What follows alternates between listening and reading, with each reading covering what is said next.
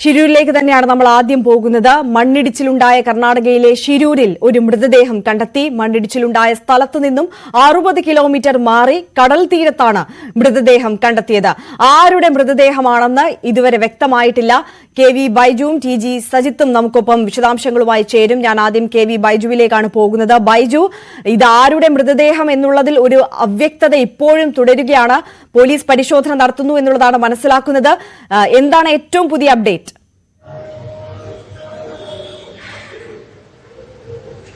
തീർച്ചയായും പോലീസ് ഇപ്പോൾ അന്വേഷണം പരിശോധന നടത്തുന്നുണ്ട്. ഇതിൽ ഏറ്റവും നമുക്ക് പുതുതായി ലഭിക്കുന്ന ഒരു വിവരം, കാലിൽ വല കുടുങ്ങിയ നിലയിലാണ് ഈ മൃതദേഹ അവശിഷ്ടം ഉള്ളതെന്നാണ്. പുരുഷന്റേതാണ് ഈ മൃതദേഹം എന്ന സ്ഥിരീകരണവും ലഭിക്കുന്നുണ്ട്. പക്ഷേ അപ്പോഴും ഇത് അർജുന്റേതോ അതല്ല മറ്റ് കാണാതായ രണ്ടുപേരുടേതാണോ എന്ന കാര്യത്തിൽ ഒരു വ്യക്തത ഇനിയും വന്നിട്ടില്ല. കാരണം അത്രത്തോളം ജീർണിച്ച അവസ്ഥയിലാണ് മൃതദേഹം ഉള്ളത്. നല്ല പഴക്കം അത്തരത്തിൽ ഉണ്ട് എന്ന ഒരു വിവരമാണ് വരുന്നത്. ഏതായാലും രണ്ട് സാധ്യതകളാണ് ഇപ്പോൾ പോലീസ് പറയുന്നത്. ഒന്ന്, പ്രധാനമായും മണ്ണിടിച്ചിലിൽ കാണാതായ നമ്മുടെ അർജുൻ ഉൾപ്പെടെയുള്ള 3 പേരുടെ ഇനി കണ്ടെത്താനുള്ളത്.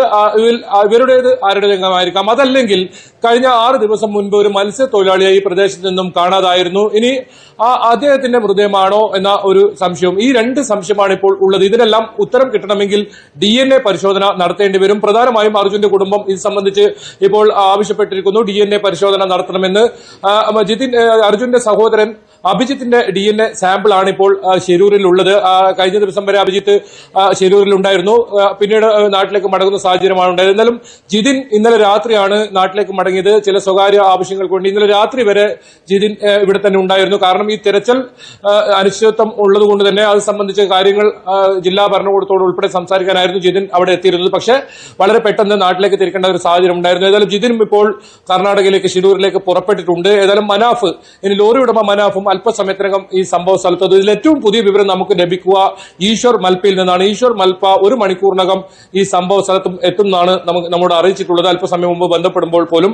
ഏതായാലും മത്സ്യത്തൊഴിലാളികളാണ് ഈ മൃതദേഹം ഇത്തരത്തിൽ ഒഴുകി നടക്കുന്ന നിലയിൽ കണ്ടെത്തിയതും പിന്നീട് പോലീസിനെ വിവരം അറിയിക്കുകയും ചെയ്തത്. പോലീസ് സംശയം തോന്നിയ അപ്പോൾ തന്നെ കുടുംബാംഗങ്ങളെ ഈ വിവരം അറിയിക്കുകയായിരുന്നു. എന്തായാലും വലിയ പ്രതീക്ഷയായിരുന്നു. ഏറ്റവും 20 ദിവസം പിന്നിടുമ്പോഴും അർജുന്റെ അവസാനമായി ഒരു നോക്ക് കാണാൻ പറ്റുമെന്നത്, അതിന് ഒരു ഉത്തരമായിരിക്കുമോ ഇത് എന്നാണ് ഇനി കാത്തിരുന്ന് ഏതായാലും കാണേണ്ടത്. ഏതായാലും DNA പരിശോധനാ ഫലം വളരെ നിർണായകമാണ്. ഈ കാര്യത്തിൽ ഒരു വ്യക്തത, ഒരു സ്ഥിരീകരണം അതിനുശേഷം മാത്രമേ ഉണ്ടാവൂ. എന്തായാലും തമിഴ്നാട് നാമക്കൽ സ്വദേശിയായ ശരവണന്റെ മൃതദേഹം ഇത്തരത്തിൽ ഒരു അഴുകിയ നിലയിലായിരുന്നു കിട്ടിയിരുന്നത്. അത് DNA പരിശോധന ഫലം നോക്കിയാണ് ബന്ധുക്കൾക്ക് ഈ മൃതദേഹം വിട്ടു നൽകുന്ന ഒരു സാഹചര്യം ഉണ്ടായത്. ഒരു ഭാഗം, ഒരു ശരീരത്തിന്റെ ഒരു ഭാഗം മാത്രമായിരുന്നു അന്ന് ശരവണി സമാനമായ രീതിയിൽ അവിടെ നിന്നും ലഭിക്കുന്ന ഒരു അവസ്ഥയുണ്ടായിരുന്നു. എന്നാലും അത് DNA പരിശോധന ഫലം അമ്മയുടെ പരിശോധന ഫലമായി ഒത്തുനോക്കിയപ്പോഴായിരുന്നു ഇത് മാച്ചിങ് ആവുകയും പിന്നീട് അത് ശരവണനാണെന്ന് തിരിച്ചറിയുന്ന സാഹചര്യം ഉണ്ടായത്. ഇനിയിപ്പോൾ ഇപ്പോൾ കണ്ടെത്തിയിരിക്കുന്ന മൃതദേഹം അർജുന്റേതാണോ അതല്ല ഈ നേരത്തെ കാണാതായ 2 പേരുടേതാണോ അതുമല്ലെങ്കിൽ കഴിഞ്ഞ ദിവസം കാണാതായ മത്സ്യത്തൊഴിലാളിയുടെ ആണോ എന്ന ഒരു സംശയം തന്നെയാണ് ഇപ്പോഴും ഉയരുന്നത്. ഇതിലൊരു സ്ഥിരീകരണം ഇനിയും ലഭിച്ചിട്ടില്ല. ഇനി കുറച്ചുകൂടി സമയം ഇതിന് എടുക്കും എന്നാണ് നമുക്ക് മനസ്സിലാക്കാൻ സാധിക്കുന്നത്. കാരണം അത്രത്തോളം തിരിച്ചറിയാൻ കഴിയാത്ത രീതിയിലാണ് ഈ മൃതദേഹം കണ്ടെത്തിയിരിക്കുന്നത്. ആര്യ സൂചിപ്പിച്ചതുപോലെ തന്നെ 60 കിലോമീറ്റർ ദൂരത്തിൽ മാറിയാണ് ഈ മൃതദേഹം ഇത്തരത്തിൽ കണ്ടെത്തിയത്. അത്രത്തോളം അടിയൊഴുക്ക് ഈ പുഴയിൽ ഇപ്പോഴും ഉണ്ട്. അതുകൊണ്ട് തന്നെ ഇതിനൊരു സാധ്യത തള്ളിക്കളയുന്നില്ല. ഈ ഒരു തെരച്ചിൽ ദൗത്യം ആരംഭിച്ചപ്പോൾ മുതൽ അതിനുള്ള ഒരു സാധ്യത കൂടി നമ്മൾ മുന്നിൽ വെച്ചിരുന്നു. അതായത് അടിയൊഴുക്ക് ശക്തമായുണ്ട്. അതുകൊണ്ട് തന്നെ ഇത്തരത്തിൽ കടലിൽ എത്താനുള്ള ഒരു സാധ്യത കൂടി മുന്നിൽ കണ്ടിരുന്നു. അതുകൊണ്ട് തന്നെ ഈ ഘട്ടത്തിൽ ഒരുപക്ഷെ ഇത് അർജുനാകാമോ എന്ന് തന്നെ നമുക്ക് സംശയിക്കേണ്ടിയും ഇരിക്കുന്നു. ഈ മൃതദേഹം ആദ്യം കാണുന്നത് മത്സ്യത്തൊഴിലാളികളാണോ ബൈജു? അതോടൊപ്പം തന്നെ ഈ തീരത്തടിഞ്ഞ അവസ്ഥയിലായിരുന്നോ അതോ കടലിൽ ഒഴുകി നടക്കുന്ന അവസ്ഥയിലായിരുന്നോ? എങ്ങനെയാണ് ഇത് കണ്ടെത്തുന്നത്?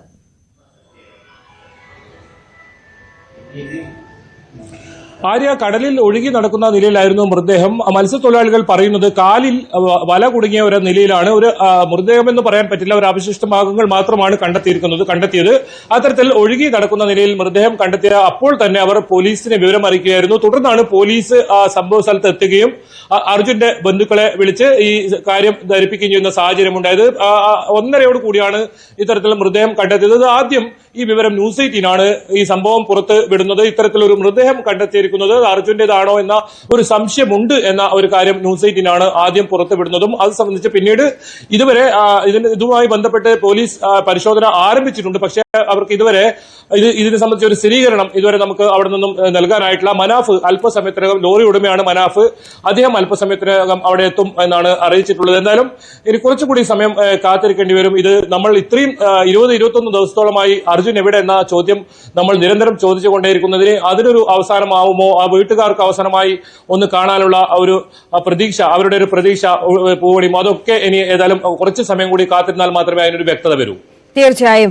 ബൈജു, ഒരു കാര്യം കൂടി, അതായത് ഈ DNA പരിശോധനാ ഫലം വരാൻ ഒരു കുറഞ്ഞത് 2 ദിവസമെങ്കിലും എടുക്കും എന്നുള്ളതാണ് ഫോറൻസിക് വിദഗ്ധ അല്പസമയം മുമ്പ് നമ്മളോട് സംസാരിച്ചപ്പോൾ പറഞ്ഞത്. അങ്ങനെയെങ്കിൽ ഈ പ്രാഥമികമായി അർജുനാണോ അല്ലയോ മറ്റാരെങ്കിലുമാണോ എന്നുള്ള ഒരു നിഗമനത്തിലേക്ക് എത്താൻ പോലും കഴിയാത്ത അവസ്ഥയിലാണ് ഈ മൃതദേഹം എന്ന് കരുതണമോ?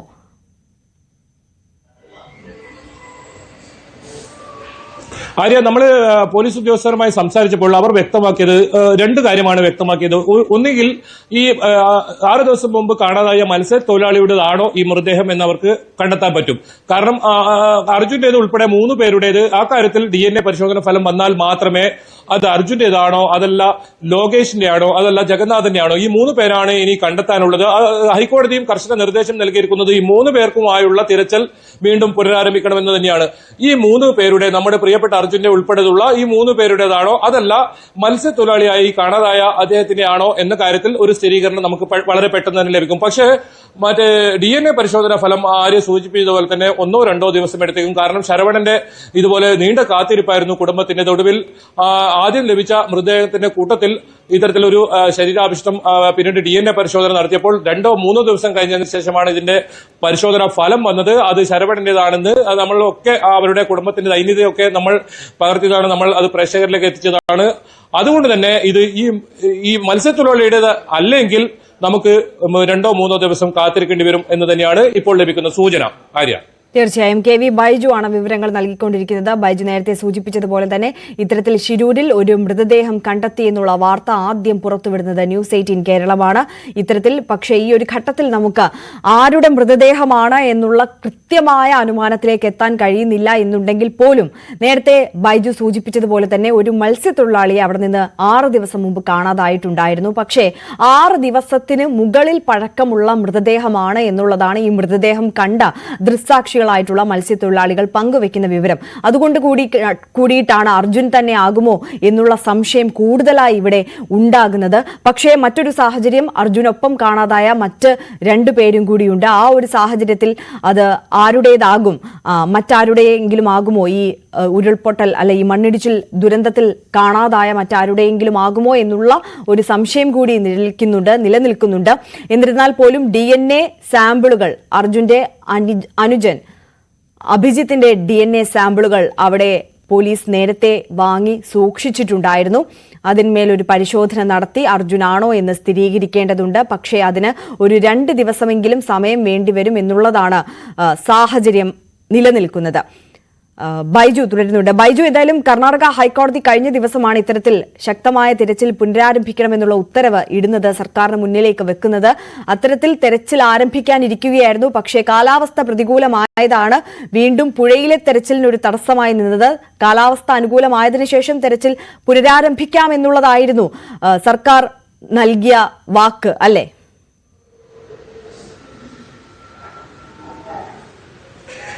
അതിൽ ഈശ്വർ മൽപ്പ കഴിഞ്ഞ ദിവസം തിരച്ചിൽ നടത്താനായി തയ്യാറായി ഇവിടെ എത്തിയിരുന്നു. പക്ഷേ അതിൽ കർണാടക സർക്കാർ, അതായത് ജില്ലാ ഭരണകൂടം ഇതിന് അനുമതി നൽകാത്ത ഒരു സാഹചര്യമാണ് ഉണ്ടായത്. ഇതിന് തൊട്ടു പിന്നാലെയാണ് ഈ കേസ് കർണാടക ഹൈക്കോടതിയിൽ വരികയും ഈ കാലാവസ്ഥ പ്രതികൂലമാണ്, അതുകൊണ്ട് തിരച്ചിൽ നിർത്തിയെന്നാണ് വാദം ഉന്നയിച്ചതെങ്കിലും ഇത് മറ്റ് സംവിധാനങ്ങൾ ഉപയോഗിച്ച് തിരച്ചിൽ തുടരണമെന്ന ഒരു നിർദ്ദേശം കോടതി പുറപ്പെടുവിക്കുകയും ചെയ്തത്. അതായത് അർജുൻ ഉൾപ്പെടെ 3 പേരെ കണ്ടെത്താനുള്ള തിരച്ചിൽ ഉടൻ ആരംഭിക്കണമെന്നും അതുമാത്രമല്ല തിങ്കളാഴ്ച ഇത് സംബന്ധിച്ച് വിശദമായ റിപ്പോർട്ട് നൽകണമെന്നും കോടതിയുടെ ഒരു നിർദ്ദേശമുണ്ട്. അതിനിടയിലാണ് ഇത്തരത്തിൽ തെരച്ചിൽ തുടങ്ങുന്ന ഒരു ഘട്ടത്തിലാണ് ഇപ്പോൾ മൃതദേഹം കണ്ടെത്തിയതെന്ന് വളരെ പ്രധാനമാണ്. ഏതായാലും സർക്കാരിനെ സംബന്ധിച്ചിടത്തോളം വളരെ ഗൗരവമായി തന്നെയാണ് ഈ വിഷയം ഇപ്പോൾ എടുത്തിട്ടുള്ളത്. അതുകൊണ്ട് തന്നെ ജില്ലാ കളക്ടർ ഉൾപ്പെടെ ഈ സംഭവ സ്ഥലത്തേക്ക് തിരിച്ചിട്ടുണ്ട്. ഈശ്വർ മൽപ്പ ഇത് അരമണിക്കൂറിനകം ഇവിടെ എത്തും. കൂടുതൽ വിവരങ്ങൾ ഈശ്വർ മൽപ്പ അവിടെ എത്തുന്നതോടുകൂടി നമുക്ക് കുറച്ച് വ്യക്തത ഈ കാര്യത്തിൽ ലഭിക്കുമെന്നാണ് കരുതുന്നത്.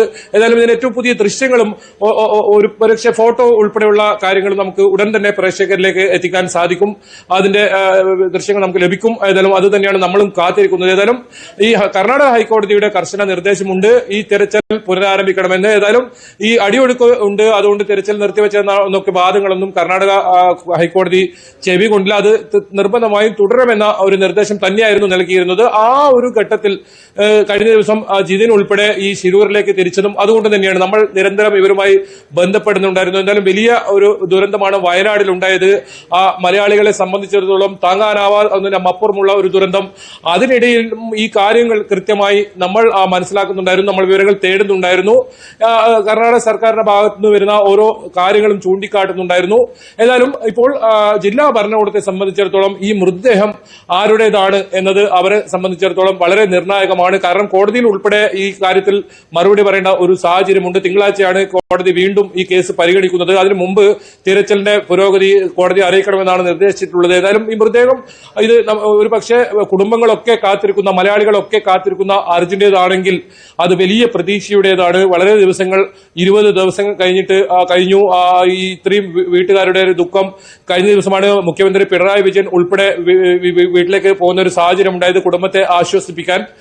അത്തരത്തിൽ വലിയ തോതിലൊരു നീണ്ട കാത്തിരിപ്പാണ് ഈ ബന്ധുക്കളതും ഒപ്പം ഈ അമ്മയുടെ ഒക്കെ വലിയൊരു കാത്തിരിപ്പ്. അവസാനമായി ഒരു നോക്ക് കാണാൻ പറ്റുമോ എന്ന ചോദ്യം, അതിന് ഒരു ഉത്തരം നൽകാൻ കഴിയാത്ത ഒരു സാഹചര്യമായിരുന്നു. എന്തായാലും അതിനൊക്കെ ഒരു ഉത്തരം ലഭിക്കുമോ? ഏതായാലും പ്രാഥമികമായ ഒരു വിവരം ഈ ശിരൂർ അപകടത്തിൽപ്പെട്ട അവരുടെ ആരുടേതെങ്കിലും ആണോ മൃതദേഹം എന്ന കാര്യത്തിൽ നമുക്ക് ഈശ്വർ മൽപ്പയിൽ നിന്ന് ലഭിക്കും. അത് ഏതായാലും ഒരു അരമണിക്കൂറിനകം തന്നെ ഈശ്വർ മൽപ്പ നമ്മൾ ബന്ധപ്പെട്ടപ്പോൾ അവിടെ എത്തും എന്നാണ് അറിയിച്ചിട്ടുള്ളത്. ഏതായാലും അത് വളരെ നിർണായകമാണ്. ഈശ്വർ മൽപ്പ അവിടെ എത്തുന്നതോടുകൂടി മറ്റ് ഇത് പുറത്തേക്കെടുക്കാനുള്ള കാര്യങ്ങളൊക്കെ നടപടി ഉണ്ടാകും. ഇതിൽ പോലീസ് ഇപ്പോഴും ആ സ്ഥലത്തുണ്ട്. കാലിൽ ഈ വല കുടുങ്ങിയ ഒരു നിലയിലാണ്. ഒരു അവശിഷ്ട മാത്രമാണ്, പുരുഷന്റേതാണെന്ന ഒരു സ്ഥിരീകരണം മാത്രമാണ് നിലവിൽ ലഭിച്ചിട്ടുള്ളത്. ആര്യ, തീർച്ചയായും കെ വി ബൈജു ആണ് വിവരങ്ങൾ നൽകിക്കൊണ്ടിരിക്കുന്നത്. ബൈജു സൂചിപ്പിച്ചതുപോലെ തന്നെ അരമണിക്കൂറിനുള്ളിൽ ഈ ഒരു വിഷയത്തിൽ നമുക്ക് വ്യക്തത വരുമെന്നാണ് പ്രതീക്ഷിക്കുന്നത്. രക്ഷാപ്രവർത്തകൻ ഈശ്വർ മൽപ്പ അല്പസമയത്തിനകം അവിടേക്ക് എത്തും. അതിനുശേഷം ഈ ശിരൂർ അപകടത്തിൽപ്പെട്ട ആരുടെയെങ്കിലും തന്നെയാണോ ആ മൃതദേഹം എന്നുള്ളതിൽ നമുക്കൊരു ഉറപ്പ് കണ്ടെത്താൻ കഴിയുമെന്നുള്ളതാണ്. ടി.ജി. സജിത്ത് കൂടി ന്യൂസ് ഡെസ്കിൽ നിന്ന് നമുക്കൊപ്പം ചേരുകയാണ്. സജിത്ത്, അർജുൻ തന്നെയാണോ ഇപ്പോഴും ഇത് എന്നുള്ള ഒരു അനുമാനത്തിലേക്ക് നമുക്ക് കടക്കാൻ കഴിയില്ല. പക്ഷേ ഈ ഒരു അപകട സമയത്ത് ഈ അപകടത്തിൽപ്പെട്ട് അർജുനും ലോറിയും ഗംഗാവലി പുഴയിലേക്കാണ് വീണതെങ്കിൽ ശക്തമായ അടിയൊഴുക്കുള്ള പുഴയായിരുന്നു. കടലിലേക്ക് എത്തിച്ചേരാനുള്ള ഒരു സാഹചര്യവും സാധ്യതയെ കുറിച്ചൊക്കെ നമ്മൾ നേരത്തെ തന്നെ തുടക്കം മുതൽ തന്നെ സംസാരിച്ചതുമാണ്. അത്തരത്തിൽ ഈ ഒരു ഗൂഗിൾ മാപ്പിന്റെ സംവിധാനം ഒക്കെ ഉപയോഗിച്ചുകൊണ്ട് നമ്മൾ പരിശോധിക്കുകയാണെങ്കിൽ ഇത് അർജുൻ തന്നെ ആകാനുള്ള ഒരു അനുമാനം ഏത് വിധത്തിലാണ് നമുക്ക് മുന്നിലുള്ള കാര്യങ്ങൾ, സൂചനകൾ?